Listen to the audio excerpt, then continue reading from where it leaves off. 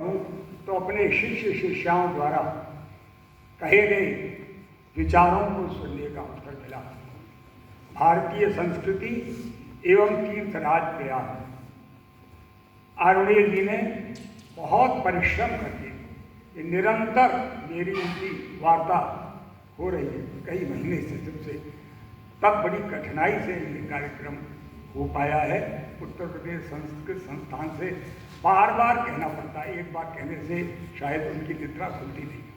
चलिए, तो भारतीय संस्कृति का मेरुदंड है आध्यात्मिकता,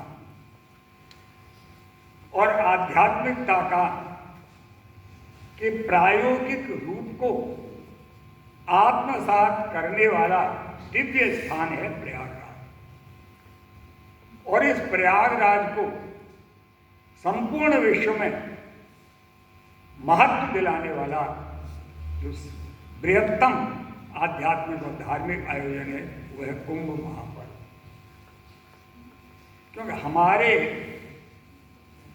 बड़े बड़े जो तीर्थ हैं उनकी जो परिकल्पना भारतीय संस्कृति में की गई है वो प्रायः नदियों के तटों पर, समुद्र पर, तो नदियां भी अंततः समुद्र में ही जाती हैं। तो इस तरह से उनकी परिकल्पना उनमें की गई है। इन नदियों के तटों पर बड़ी बड़ी संस्कृतियों ने जन्म लिया है और बड़े तीर्थ धार्मिक नगर इन्हीं के तटों पर बसे हुए हैं। पर प्रयाग में वैशिष्ट्य यह है कि एक नदी नहीं, बल्कि जो भारतीय वैदिक परंपरा में पवित्रतम नदियां मानी गई हैं, ऋग्वेद में जिनकी चर्चा है, उस वैदिक आदि वैदिक काल से ऐसी इमंगे, गंगे, यमुने, सरस्वती, इन्हीं तीन का पहले नाम आता है, आगे और नदियों का नाम आता है। तो इतनी प्राचीन और इतनी पवित्र एक साथ इन तीन नदियों के संगम पर बसा हुआ है प्रयागराज। ये संगम का ही सारा महत्व है कि कैसे गंगा और यमुना आकर के मिलती हैं। और सरस्वती की चर्चा निरुपमा जी ने भी की कि इस पर विचार करने की आवश्यकता है। इस पर इधर बहुत रिसर्च हो रही है सरस्वती पर, बल्कि संगोष्ठियाँ हो चुकी हैं कई, एक दो संगोष्ठियों में रहा, पर वो विषय बड़ा लंबा है, उसको इतना समय नहीं है उसको कुछ कहने का। तो इन पवित्रतम नदियों के संगम पर यह विद्यमान है और इसका नाम प्रयागराज और तीर्थराज है। ये राजन शब्द का जो प्रयोग इसमें हुआ है, ये पुराणों में बताया गया है कि प्रकृष्टत्वात् प्रयागोऽसौ प्राधान्यात् राज शब्दवान। प्र उपसर्ग के द्वारा यह धातु से निष्पन्न है, क्योंकि प्रकृष्ट रूप से याग होते रहे हैं, इसलिए तो ये प्रयाग है। लेकिन राजन शब्द कहाँ से आया? क्योंकि प्राधान्य के कारण, राजा जैसे प्रधान होता है, श्रेष्ठ होता है, इसी तरह से तीर्थराज प्रयाग में जो राज है वो यही है कि वो सारे तीर्थों में श्रेष्ठ है। पद्म पुराण में कहा गया है, ग्रहाणाम च यथा सूर्यो नक्षत्राणाम यथा शशि तीर्थानाम उत्तमम तीर्थम प्रयागाख्यम अनुत्तमम। इस तरह से ग्रहों में जैसे सूर्य, नक्षत्रों में शशि, उसी तरह से इन सारे के सारे प्रयागों में यह तीर्थ प्रयाग तीर्थ ये तीर्थराज है, सबका राजा है।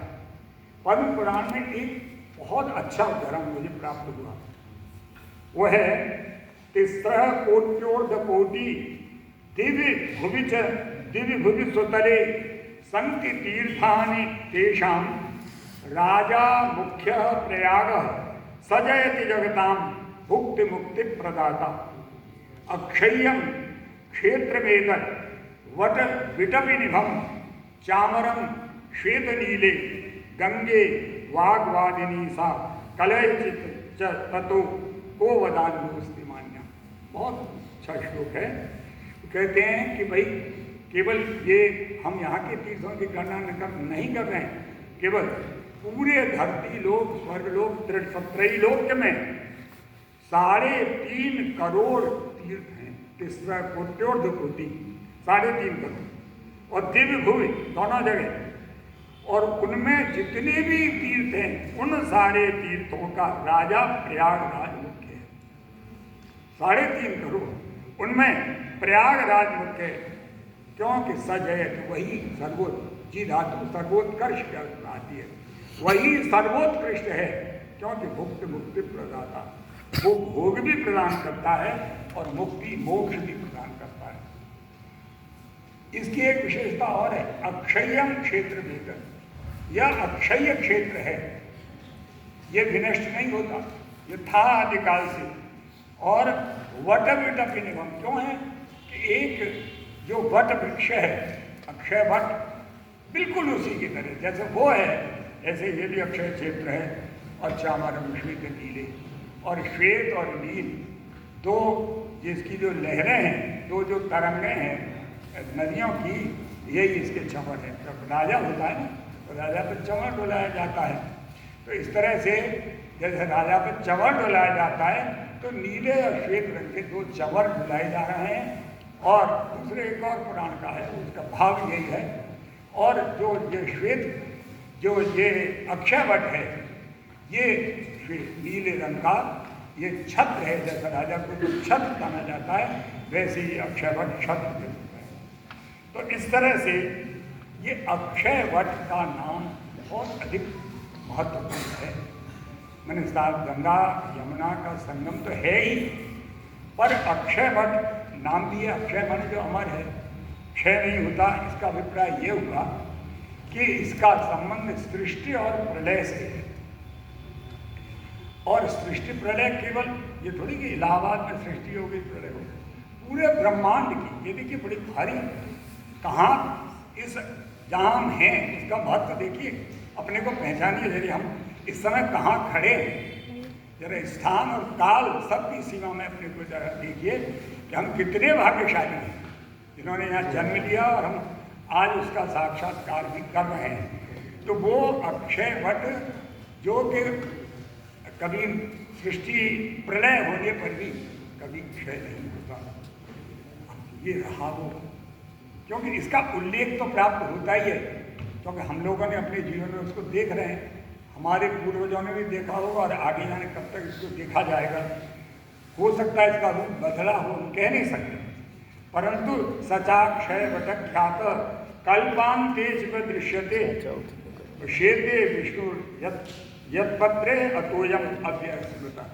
ये पद्म पुराण में कहा गया है कि भाई अक्षय वट ये है, बड़ा ख्यात है और कल्पांत में भी रहता है, क्योंकि इसके उस पर विष्णु शयन करते हैं, इसीलिए इसको अव्यय या अक्षय या अक्षय कहा जाता है। सर्वरूपाणि संहृत्य बाल रूप धरस्ततः ब्रह्मांड मुदरे कृत्वा शयेताक्षय पार्वती। ये भी पद्म पुराण का है कि भगवान क्या करते हैं उस समय जब प्रलय होती है कि अपने सारे रूपों का संहार करते हैं, पूरे विश्व का संहार हो गया, सारा विश्व समा गया, और तब एक छोटे बालक का रूप धारण करते हैं और सारे ब्रह्मांड को अपने अंदर उदर में स्थापित करके, और तब अक्षय पादप पर मान अक्षय वट पर शयन करते हैं। बड़ा प्रसिद्ध है, करार बिंदेन पदार बिंदम मुखार बिंदेन। तो इस तरह से वो स्थान यहाँ इस गंगा यमुना के संगम पर विद्यमान है। इससे ज़्यादा भारतीय संस्कृति का और उच्च कोटि का स्थान क्या हो सकता है। उसका संबंध सृष्टि और प्रलय से है। तो इस तरह से ये पर बहुत से पुराणों के उल्लेख के द्वारा, और बहुत से अभी आप ही लोगों ने उदाहरण दिए। ये देखिए इसका श्यामो वटो श्याम गुणम गुणोति स्वच्छाया श्यामलया जनाना श्यामा श्रमं कृंतते यत्र दृष्ट सतीर्थराजो जयति प्रयाग। ये भी इसी का वर्णन है, ये श्याम रंग है इसका। तो ये आज हम सभी देख सकते हैं, जो लोग उसके अंदर करते हैं, समुद्र का अभिलेख इसी में है, उसको नहीं देख पाते लोग। वो हमने एक बार एक सैन्य अधिकारी की सहायता से देखने का अवसर हमको मिला, और ये तो प्रधानमंत्री जी ने उस अक्षर को देखने का सौभाग्य प्रदान कर दिया है सबको। और फिर भरद्वाज ऋषि के जहाँ जब राम जाते हैं वाल्मीकि रामायण में, तो भरद्वाज ऋषि उनको निर्देश देते हैं कि आप ऐसे करेंगे, ऐसे जाएंगे, अभी थोड़ी दूर पर जाएंगे तो आपको गंगा यमुना तो वो दिखाई पड़ रही है, वहीं पर वो अक्षय वट है। तो वहाँ पर वो कहते हैं, उनको परामर्श देते हैं कि सीता जाएं और सीता जा करके प्रणाम करें और उनके वो चौके कैसा है, ततो निग्रोधमासाद्य महांतम हरितच्छदम परीतम बहुविर्वृक्षै श्यामम सिद्धोपसेवितम, सिद्धों से उपसेवित है, वो हरितच्छद वाला है। और क्या करेंगी सीता, उपदेश देते हैं वो, तस्मिन् सीतांजलिं बद्ध्वा तस्मिन् सीतांजलिं कृत्वा प्रयुञ्जीताशिषां प्रियं समासाद्य च तं वृक्षं वसेद्वातिक्रमेतवा। वहाँ जाएं सीता और बस उसके सामने अंजलिबद्ध होकर के प्रार्थना कर लें, क्योंकि 14 वर्ष का वनवास करना है। तो सीता वहाँ जाती हैं और अपने अक्षय अखंड सौभाग्य के लिए प्रार्थना करती हैं, गंगा से भी करती हैं, अक्षय वट से भी करती हैं। और फिर जब लौटती हैं तब भी उसका वर्णन स्तर प्राप्त होता है कि उसको गंगा को एक आभार, एक धन्यवाद वाली मुद्रा में सीता कहती है कि आज मैं फिर 14 वर्ष बाद पति और देवर के साथ लौट आई। तो इस तरह से ये सारे के सारे वर्णन हैं। कालिदास ने भी उसका वर्णन किया है रघुवंश में, वो भी आपने सुनाई था। तो इस वृक्ष को कुछ लोग, कोई कहीं कल्प वृक्ष कहते हैं, कोई इसको वेद कहते हैं, कोई प्रणव कहते हैं, कोई माया वृक्ष कहते हैं, कोई इसको प्रधान पुरुष कहते हैं, तो कोई सृष्टि का कारण कहते हैं, आदि आदि इसके नाम है।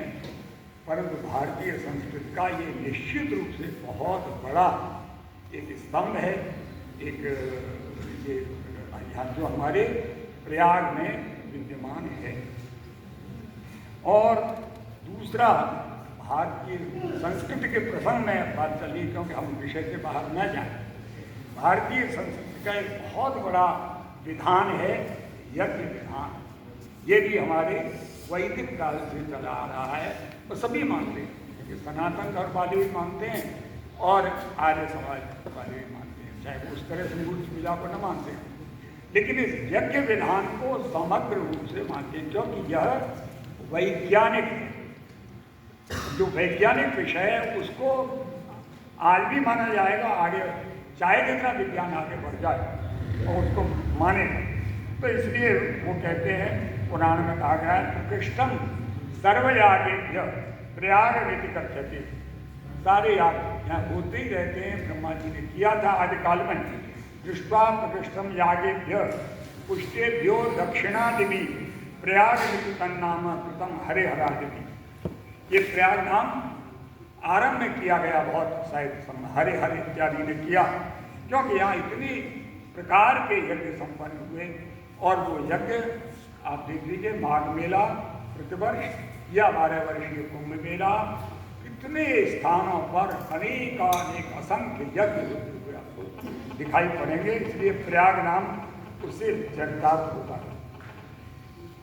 एक बात पुरुषार्थ चतुष्टय की बात है, ये भी भारतीय संस्कृति का मूल तत्व है। और वह अग्नि पुराण के अनुसार प्रयाग में धर्म, अर्थ, काम, मोक्ष, इन 4 पुरुषार्थ चतुष्टय को देने वाला है प्रयाग। और भारतीय संस्कृति को का ये मूल अंग है। अग्नि पुराण में कहा गया है, प्रथमम तीर्थराजम तु प्रयागाख्यम सुविश्रुतम कामिकम सर्वतीर्थानाम धर्म कामार्थ मोक्षतम। धर्म, अर्थ, काम, मोक्ष, इन 4 का प्रदान करने वाला है। इसी तरह ये बहुत से अग्नि पुराण का एक दूसरी जगह, वक्षे प्रयाग महात्म्यम मुक्त मुक्ति प्रदम परम, वही मुक्ति को प्रदान करने वाला है, धर्म, अर्थ, काम, मोक्ष, इन 4 की सिद्धि करने वाला है। तो इसलिए यज्ञ इत्यादि निरंतर किए जाते हैं। अब यज्ञ से ही जुड़ा हुआ एक दूसरे प्रकार के भारतीय संस्कृति से जुड़े हुए अंग हैं। जैसे स्नान तो निरंतर हो रहा है, सदा ही होता रहता है। कभी ये नहीं सुना कि आज गंगा में कोई स्नान करने नहीं गया, आज छुट्टी, आज तक नहीं थी। कभी अब ये है कि उसका आजकल देखिए कैसे विदेशी और स्वदेशी दोनों तरह के लोग वहाँ हैं कि स्नान, ध्यान, संध्या, पूजा, जप, दान, भजन, कीर्तन, श्रवण, सत्संग, रामलीला, कृष्णलीला, धार्मिक प्रवचन और ये तो और दान। ये भी दान का भी महत्व इसलिए है कि इस विशेष स्थल में आकर के लोग अपने सामर्थ्य के अनुसार पन्नों को या पंडितों को या फिर भिक्षुकों को या जो भी अर्थी है उसको दान देते हैं। ये भारतीय संस्कृति का बहुत बड़ा अंग है। हमारे यहाँ के जो षोडश संस्कार बताए गए भारतीय संस्कृति में, वो षोडश संस्कार जन्म से लेकर पर्यंत सब इसी संगम में भी यहाँ आकर के उनका होता है।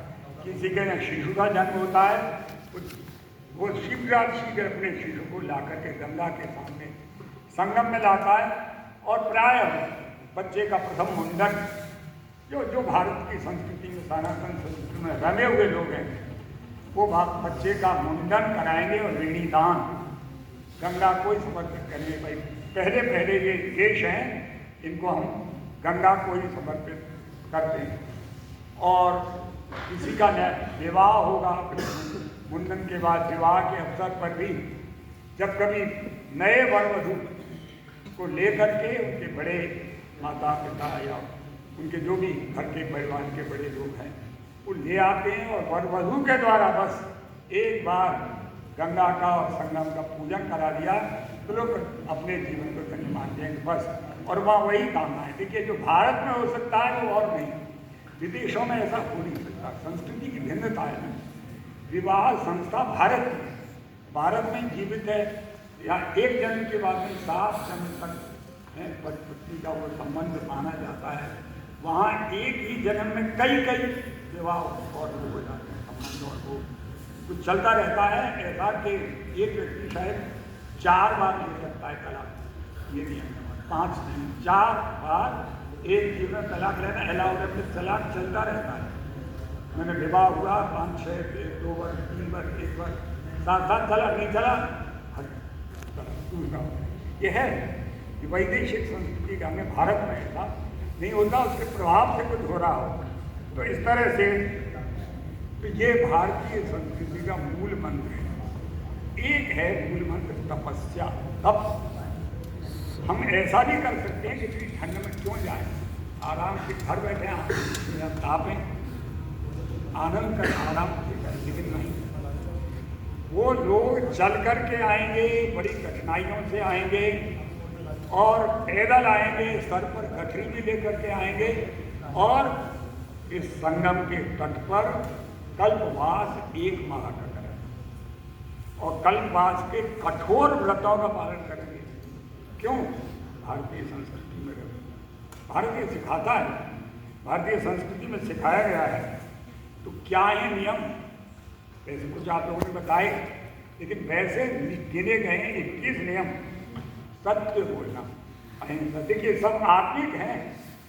तो बहुत से लोग पूछते हैं मुझसे, कल ही पूछा मैं, कुंभवाणी में गया था 1 घंटे, बहुत प्रश्न पूछे। उन्होंने पूछा कि क्या यही भारतीय संस्कृति है? क्या कि वो ऊपर से वो नहा रहे हैं पुण्य और ये ऊपर में ना, ये नहीं है। जो कल्पवास कर रहा है उसके लिए नियम क्या है? ये नहीं है कि वो ऐसा ऊपरी करेगा। वो सत्य, अहिंसा, इंद्रियों पर नियंत्रण, सारी इंद्रियों पर नियंत्रण, प्राणियों पर दयाभाव, ब्रह्मचर्य का पालन, व्यसनों का त्याग। अब वहाँ आ जाए और शराब पीने लगे, ये कैसे गलत बात है? ऐसा नहीं होगा। व्यसनों का त्याग और पवित्र गंगा में स्नान, 3 बार स्नान, और फिर त्रिकाल संध्या, पितरों को पिंडदान भी नहीं होता, तर्पण, दान देना, अंतर्मुखी जप, दिखाने के लिए नहीं किसी अंदर, और सत्संग, संकल्पित क्षेत्र से बाहर न जाना। ये जो पक्का करने वाले हैं, कई लोग अब इसमें हमको तोड़ने लगे हैं, हमको नहीं ठीक लगता है। मैं कहता हूँ याद आप जाइए मत, तो जाइए तो आइए बस एक महीने। लेकिन कुछ लोग कहते हैं नहीं अब चलेगा कैसे ना, वो उसी क्षेत्र में रहना, उसी गंगा जल से स्नान करना, उसी गंगा जल से भोजन करना, वहीं रहना, स्वयं पाक करना, एक बार भोजन करना और जब तब संकीर्तन और भूमि पर शयन करना। अब स्विस कॉटेज बन गए, थोड़ा परिवर्तन तो हुआ है कि हम स्विस कॉटेज में भी रह करके उसका पालन करें। चलिए ये समय का कुछ है चक्र, लेकिन और अग्नि सेवन न करना, अर्थात हीटर न लगाना, अग्नि सेवन न करना, तो ये है।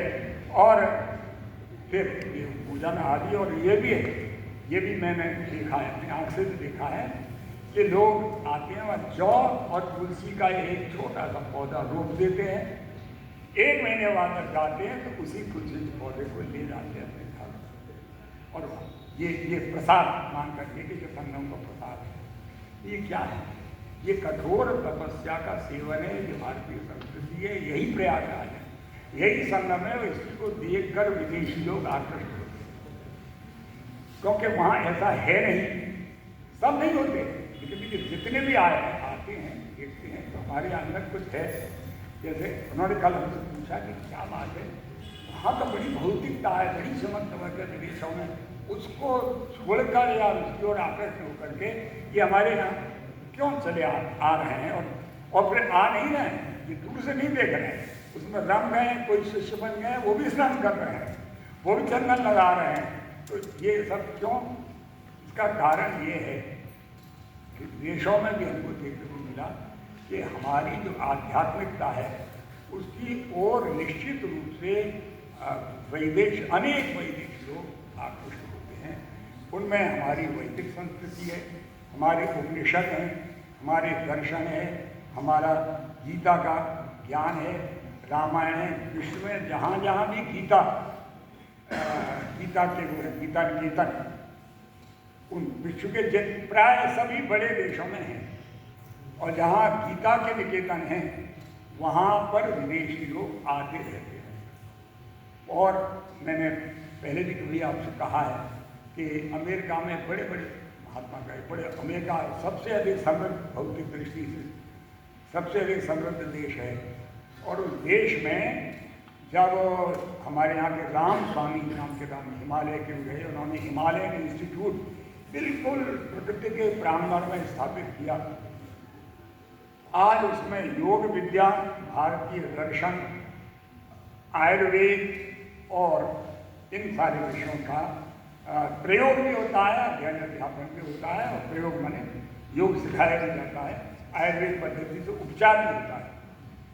पता नहीं कितनी 3 दिन में रहा, यही देखता रहा कि इतने विदेशी आते हैं और रुकते हैं, 1 दिन 2 दिन 3 दिन 4 दिन 1 सप्ताह, तो करके उनके अंदर जिज्ञासाएं रहती हैं, वो जानना चाहते हैं कि ये है क्या चीज़, योग विद्या क्या है, तो वो अपना योग पढ़ते हैं। तो ये जिज्ञासाएं हैं।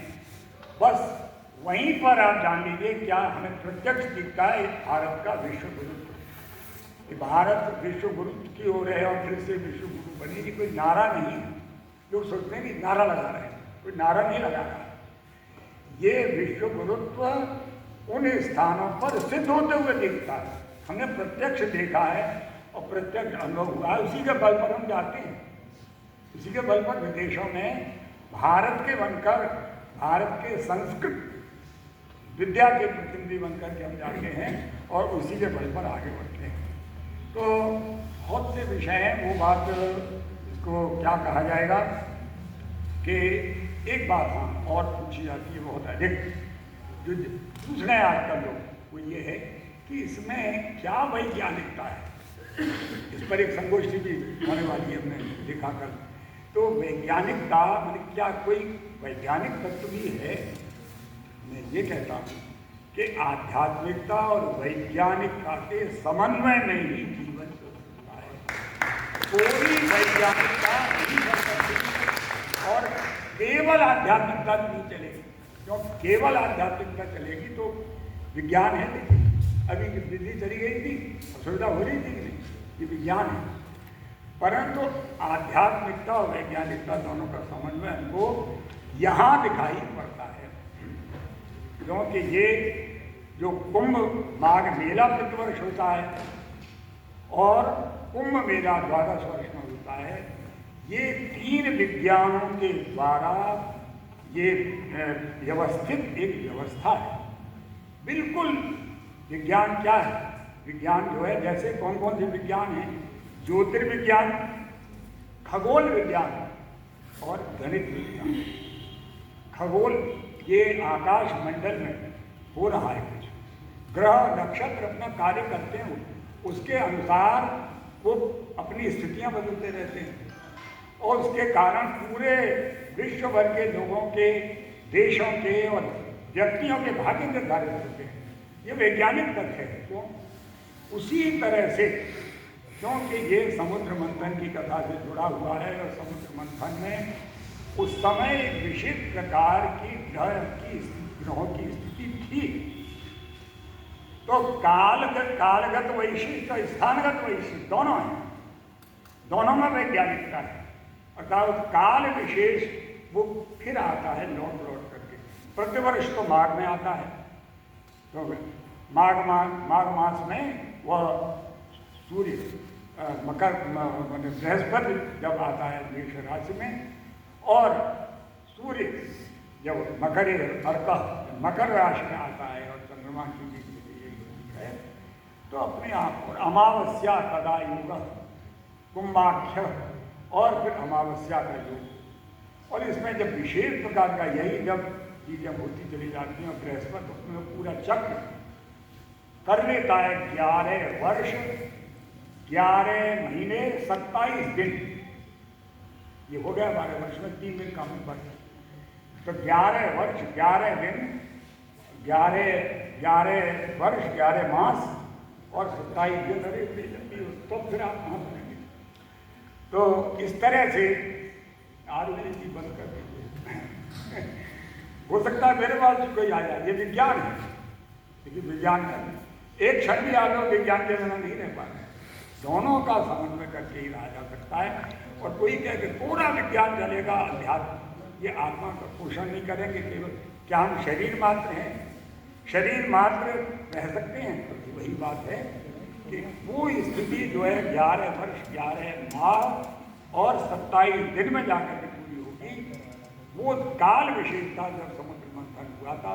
समुद्र मंथन एक बहुत बड़ा पौराणिक तथ्य है। इसका सर्वोत्तम रूप हमको देखने को मिला ये अंकोर वाट का जो मंदिर है, अंकोर वाट का मंदिर है इसमें कंबोडिया। मैं तो देखता रह गया, इतना भव्य यहाँ बनाने का प्रयास हो रहा है, लेकिन वो तो पुराना मंदिर है, राजा ने बनवाया था और बहुत वर्ष हो गए। 10वीं शताब्दी के आसपास का है तब का। वो यूनेस्को के द्वारा, जैसे अब यूनेस्को का ध्यान यहाँ गया है, ऐसे यूनेस्को जो है उसने उसको घोषित कर दिया कि सार्वभौमिक जो है सबकी संपत्ति है। और तो उस तरह से उस मंदिर में बिल्कुल समुद्र लहरा रहा है, दिन पर कुछ बनाया है उनके द्वारा, मूर्तियों के द्वारा, पाषाण के द्वारा, पाषाण निर्मिति में समुद्र लहरा रहा है। और समुद्र में वो मंदराचल और फिर शेषनाग की वो बनाई गई है मथानी और वो मतलब रस्सी बनाई गई।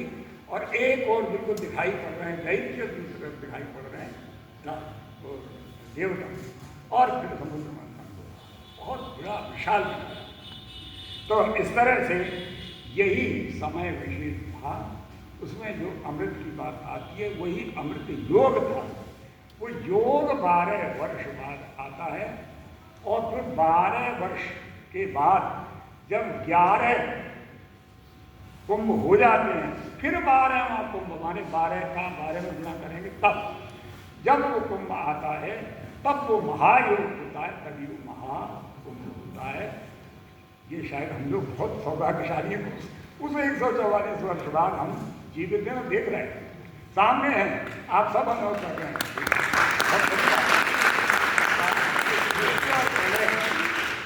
और प्रलय की यही बात है कि हम कहाँ हैं, यार ध्यान दीजिए, हम लोग कहाँ हैं और किस काल में। स्थान काल दोनों का वैशिष्ट्य है, और वो इसीलिए सारे विश्व को आकृष्ट कर रहा है। यत्र विश्वम भवत्येक नीडम वाली बात यहाँ सिद्ध हो रही है। तो गंगा यमुना के संगम की तो बहुत चर्चा है। इसकी चर्चा तो यहाँ तक वाल्मीकि रामायण में है, अनेक पुराणों में है, कालिदास ने कहा विक्रमोर्वशीय नाटक में, उस पर ध्यान दीजिए। तो राजा पुरुरवा का जो महल है और उसके लिए वो कहते हैं कि देखिए, चित्रलेखा कहती है उर्वशी सखी प्रेक्षस्व एतद भगवत्या भागीरथ्या यमुना संगम विशेष पावनेषु सलिलेषु आत्मानम अवलोकयतेव प्रतिष्ठानस्य शिखावरणभूतम तस्य राजर्षि भवनम उपस्थिते स्व। ताकि देखो, लगता है हम राजर्षि पुरुरवा के भवन में आ गए हैं। उनका महल कैसा है? इस प्रतिष्ठान पुरी का जो ऊंचा स्थान है, यहाँ से जब नीचे की ओर देखते हैं तो यमुना गंगा में आकर के मिल गई हैं और उनका और पवित्रित हो गई हैं। ऐसे जल में जो ऊपर हम खड़े हैं, नीचे वो है गंगा नदी, उसमें हम आत्मानम अवलोक है। ऐसा लग रहा है ये पूरा का पूरा महल मानो अपने को इस गंगा यमुना के संगम के जल में देख रहा है। तो दिखाई पड़ रहा है ना, प्रतिबिंब होता है, तो मानो यह देख रहा है। ऐसा जो प्रतिष्ठानपुर है, इसके शिखावरण, इसके शिखा का आवरण भूत यह राजर्षि के भवन में। ये कालिदास ने 2 बार उल्लेख किया है, एक बार रघुवंश में किया और एक बार विक्रमोर्वशी में। रघुवंश में उन्होंने 2 रूप रखे। एक तो यह है कि भाई पुष्पक विमान से राम लौट गए, चौपड़ को बिल्कुल आज अयोध्या पहुंच जाना है। 14वें वर्ष का अंतिम 14वें वर्ष का अंतिम दिन है, पहुंचना ही पहुंचना है, नहीं भरत क्या कर लेंगे। इसलिए राम विमान से लौटते हैं और विमान से सीता को लंका से आरंभ करते हैं। ये देखो, ये देखो, ये देखो, यहाँ ऐसा हुआ था, यहाँ हम आए थे, यहाँ तो वहीं पर वो देखिए प्रयाग आ गया। अब प्रयाग में गंगा यमुना का संगम कोई हवाई जहाज से देखे तो धवल गंगा और नील यमुना दोनों के जल का मिश्रण कोई कालिदास की नेत्रों से देखे तब दिखाई पड़ता। वो आजकल दिखाई नहीं पड़ता, तो तब दिखाई पड़ता है जब कम से कम भीड़ हो। मैंने कई बार प्रयास किया, एक बार में सफल हो गया। एक बार जब सबसे कम भीड़ वाला कोई दिन था, तब हमने उससे नाव वाले से कहा मुझे उस जगह जाना है बिल्कुल जहाँ साफ सुथरा हो, कोई ना स्नान कर रहा हो। वहाँ हमने उसका अनुभव किया। कालिदास ने जो 9 उपमाओं के द्वारा उसको दिया है कि ऐसा लगता है मानो नील और श्यामल जल, नील और धवल जल मिल करके ऐसा लगता है, ऐसा लगता है, ऐसा लगता है। और उसके बाद फिर मोक्ष की बात करते ही हैं। तो इस तरह से अनेक संस्कृत के कवियों ने इन वैज्ञानिक तथ्यों को दिया है। कुंभ का वैज्ञानिक तत्व मैंने आपको बताया। और अब ये बस जो बात है, मैं अंतिम बात ही कहता हूँ, बात का कोई अंत नहीं।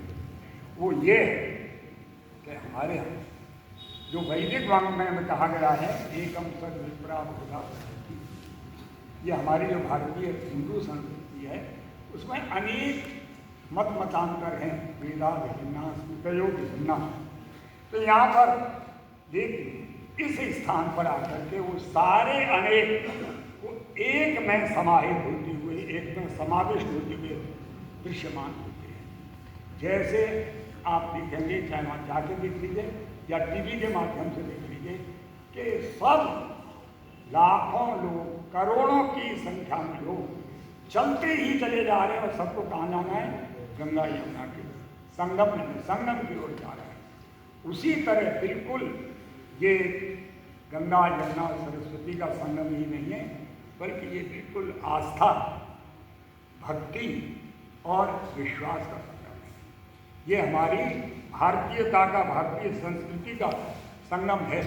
तो इसलिए चाहे कोई सनातन धर्म मानता हो या कोई आर्य समाज को मानता हो, चाहे कोई वैष्णव मतावलंबी हो, चाहे कोई शैव मतावलंबी हो, कोई शाक्त मतावलंबी हो, सब एक ही ओर जा रहे हैं।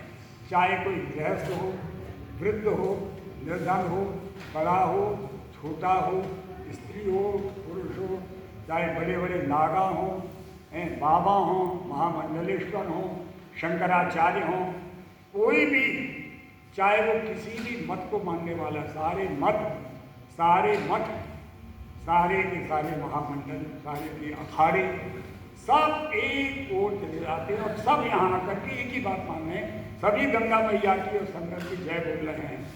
तो ये इतनी बड़ी अनेकता में एकता को स्थापित करने वाली बात कहीं पर देखने को नहीं मिलती। आप देखिए किस किस के नहीं, उन्होंने देखा ब्राह्मण समाज का वो लगाया, राधा स्वामी का वो लगाया, ओशो का लगा हुआ है वहाँ को, और ब्रह्मा कुमारी, गुरुदेव, जय गुरुदेव, सब जितने भी मतांतर हैं तो, पर चाहे जितने मत हों लेकिन सब एकात्मता की ओर, उस संगम की ओर लेते जा रहे हैं। उसी तरह हमारी भारतीय संस्कृति भी यहाँ पर ये दिखाई पड़ती है कि हैं तो बहुत भिन्न, लेकिन वो हमारी सर्व समावेशी संस्कृति है। हम सबको एक में समाविष्ट करते हैं, सब हमारे अंदर, हम थोड़े विषय में कुछ मान लें, ईश्वर की सत्ता के विषय में, जीवन के विषय में हमारे कुछ मतभेद हो सकते हैं, लेकिन इस कुंभस्थल ऐसा है, चौराहे पर जो हम खड़े हैं तो सारी धाराएं उस संगम धारा की तरह, सारे मतमतांतर, सारी विचारधाराएं एक ही पक्ष में, वो है भारतीय संस्कृति, उसी में जाती हुई दिखाई पड़ती है। और ये दिखाई पड़ता है प्रयागराज में, वो भी सबसे अधिक कुंभ पर्व पर, जिसके हम सब साक्षी हो रहे हैं।